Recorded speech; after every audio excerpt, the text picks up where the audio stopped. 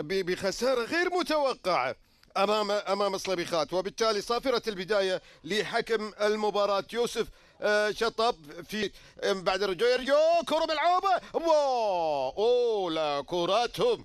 وأيضا النادي العربي كرة ثابتة، لعبة الركنية لافة.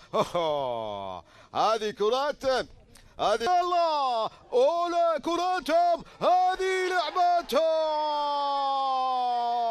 البحريني في هذه اللمسة في هذه اللعبة، لكن كل العمل كان في هذه البداية بهذه الشرارة، بأول تسديدة بشكل مباشر نحو المرمى من التونسي ياسين الخنيسي بيلعبها، وهذه فرصة، الله، هذه فرصة أمام المرمى لمحمد دحام في أول دوري بطولة كأس سمو العيد، وكرة، الله الله، لازم جول.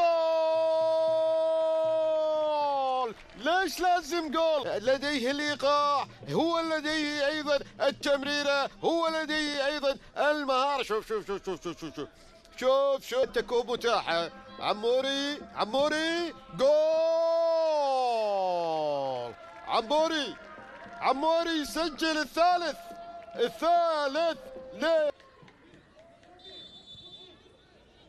هناك تدخل واضح، وبالتالي خطأ تسب، ركلة جزاء تسبت لمصلحة مرهون الذي كان محاولة الانفراد في المرمى، وبالتالي يسجل.